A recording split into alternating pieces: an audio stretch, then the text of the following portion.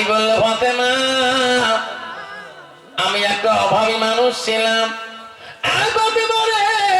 আমার সাথে রাজি হলি, যেদিন থেকে তোর সঙ্গে বিবাহ হয়েছে আমি আলী জীবনে শান্তি মতন করতে পারি নাই, শান্তি মতন তোর পরনের কাপড় জোগালি দিতে পারে না। ফাতেমা তুমি নবীর দুলহি, তুমি নবীর কন্যা। হযরত আলী বলল ফাতেমা রে আজকে আমি একটা কথা বলতে চাই ফাতেমা, জীবনে তোর জবান দিয়ে মুখ দিয়ে কোনোদিন এমন একটা কথা বললি না। ও ফাতেমা আজকে তোর জবান দিয়ে এমন একটা কথা বলে, তুমি কি চাও আমার কাছে আমি যাতে আমি তোমাকে দিতে পারি, খোয়াতে পারি?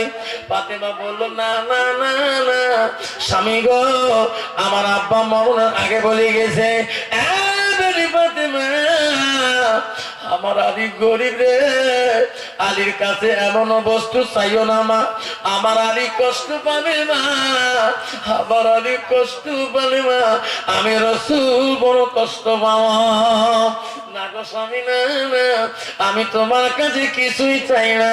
আলী বলছে না ফাতেমা তুমি যদি আজকে মুখ ভরে কিছু চাও কোন বলো, যদি আমি খুশি হয়ে যাও। ফাতেমাকে আলী এত ভালোবাসে রে, স্বামীর ভালোবাসা দেখি হযরত ফাতেমা বলল ওগো স্বামী তোমার ভালোবাসা আমি ভুলতে পারি না। স্বামী গো আমি ফাতেমা আজকে তোমার কাছে মহব্বতে চাই কি আমার একটা ডালিম ফল আমি আপনি খাওয়াবেন। যেরকম সুবহানাল্লাহ, যেরকম সুবহানাল্লাহ। কি ফল? যেরকম ফাতেমা ডালিম খাইলেন, চাইলো রে আলী বড় খুশি হলো। আলী মদিনার দিকে তো রওনা। আল্লাহ ওই দিন আলীর পকেটে এমন একটা পয়সা আলীর কাছে ছিল না। আলী চিন্তায় পড়ে গেল আল্লাহ নবীর বেটি কোনদিন জোর করে আমি বলি নাই, আজকে ফাতেমাকে আমি বললাম। ফাতেমা খুশি মনে বলল স্বামী গো একটা ডালিম ফল আপনি যদি খোয়ান আমি ফাতেমা বড় খুশি হইল। আল্লাহ আমি আলী কেমন করে ডালিম কিনবো, আমার কাছে পয়সা নাই। আলী মদিনার বাজারে গলিতে গলিতে করে রে চোখের পানি ছেড়ে কাঁদে আল্লাহ নবীর বেটির মনে আমি বড় দুঃখ দেব যদি আমি ডালিমটা খাইতে না পারি। হযরত আলী মদিনার বাজারে ওই কাজের সন্ধানে চলে গেলেন, কাজ করি হলো পয়সা কামাই করে ডালিম নিয়ে যাবে। হযরত আলী কিছু কাজ করিয়া ওই সামনে ডালিমের দোকানে দেখে, দৌড়ে যা দোকানি কি বলে দোকানি রে আমাকে একটা ডালিম দে। ও দোকানি পয়সা না, দোকানি পয়সা নিয়ে হযরত আলী হাতে ডালিমটা দিয়ে দেয়। সুবহানাল্লাহ সুবহানাল্লাহ। আল্লাহ বলে জিবরাইল কে জিবরাইল তাড়াতাড়ি যা। আলী ডালিম নিয়ে বড় খুশি হয়েছে রে জিবরাইল, এই ডালিম যদি ফাতেমা পেটে না যাও।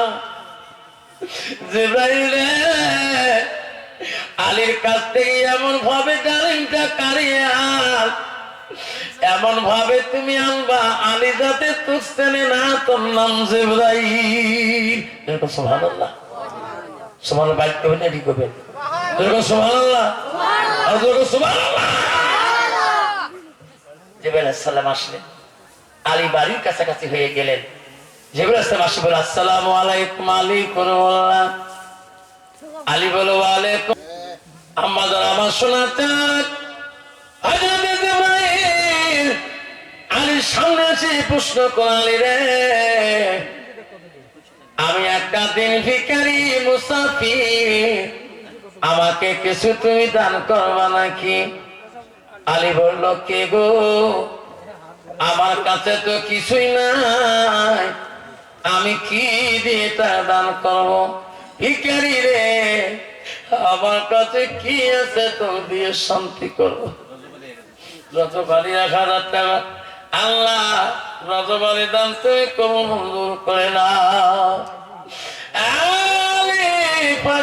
কেন রে আমি একজন দিন ভিখারি মুসাফির, তোর কাছে যা আছে তুমি তাই দেবা।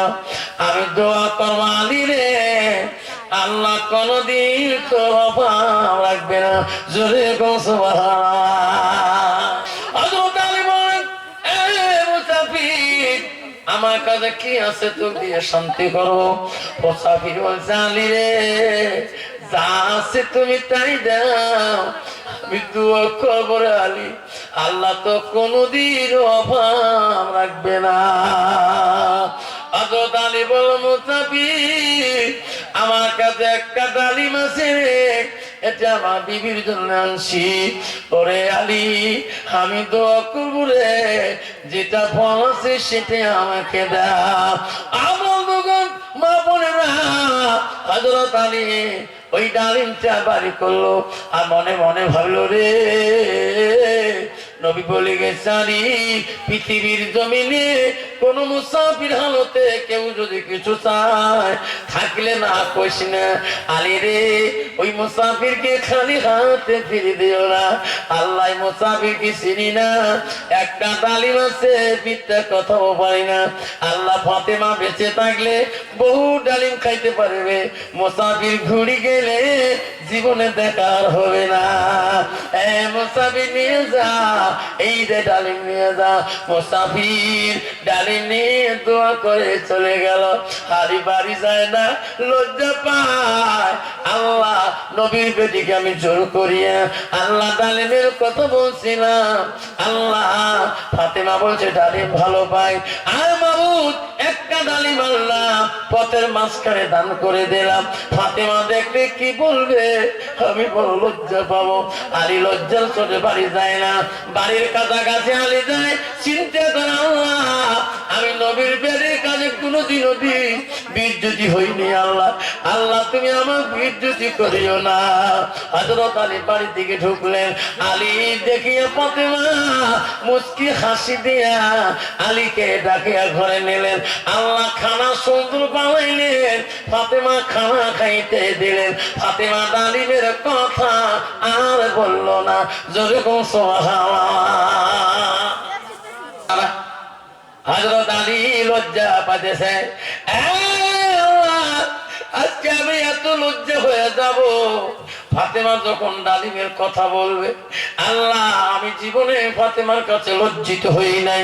লাস্টের মধ্যে আলী যখন ওই ভাবনা করি ফাতেমা যখন শুয়ে বললেন, আলীও ফাতেমার কাছে যখন শুয়ে বললেন, ফাতেমার কথার দিকে আলী চিন্তা করে, আল্লাহ কখন বা কয়, কখন বা কয়।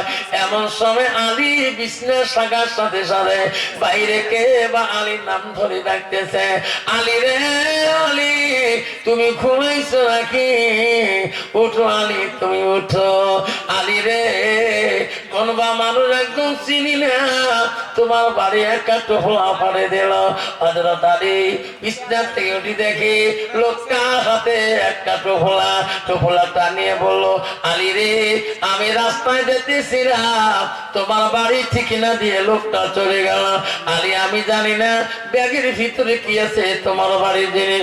হযরত আলী ঘরের ভিতরে ওই ব্যাগটা খুলিয়ে দেখে রে, একটা না 10টা ডালিম, সুন্দর সুন্দর ডালিম ব্যাগের ভিতরে সাজানো করা। ফাতেমা বলে, স্বামী গো, বাইরের থেকে কি নিলেন? কয় ফাতেমা ব্যাগের ভিতরে কি? কয় ডালিম। কয়টা? 10টা। ও স্বামী, 10টা ডালিম কাই খাবে? ফাতেমা তুমি না বলছো? না না, আমি তো 10টা ডালিমের কথা বলি নাই। ওগো স্বামী, আমি একটা ডালিমের কথা তোমার কাছে বলছিলাম। ডালিমের কথা বলছি ফাতেমা? এরকম কয়টা? ফাতেমা বলছে, আমি একটা ডালিম চাচ্ছি, 10টা চাইনি। 10টা ডালিম করে পাইলে কাইবান ভুলে আমার বাড়িতে দিয়ে গেছেন। ও স্বামী, এই ডালিম নাই, আমি ফাতেমা খাবো না। এই ডালিম ভুলেও আমার বাড়ি ঢুকে গেছে। আমি চিন্তা, আমার মতন মেয়ে যদি বা স্ত্রী যদি তুই কষি 100 টাকা শুরু করি, তখন মারবি আছি 3000 আনছো, কালকে 5000 মারবেন, ঠিক না? ঠিক মা বলে না, হযরত ফাতেমা বলছে, স্বামী গো, আমি চাচ্ছিলাম একটা ডালিম। এটা আলিম আমার না। আলী চিনতে পড়ে গেলেন, আল্লাহ ফাতেমা সত্যতে একটা ডালিমের কথা বলছে। আল্লাহ বলতে জিবরাইল, আলী ফাতেমার এত ভালোবাসা নষ্ট করা যাবে না। জিবরাইল ফাতেমার কাছে যা, ফাতেমাকে বলে দে, ফাতেমা আলী একটা ডালিম আনছে, ও ফাতেমা তোর মহব্বতে একটা ডালিম দান করছে। ফাতেমা, ফাতেমা রে, এই একটা ডালিমের পরিবর্তে আল্লাহ তো দুনিয়া ডালিম খোয়াবে না। ফাতেমা ওই 10টা ডালিম হইল জান্নাতি ডালিম। সুবহানাল্লাহ।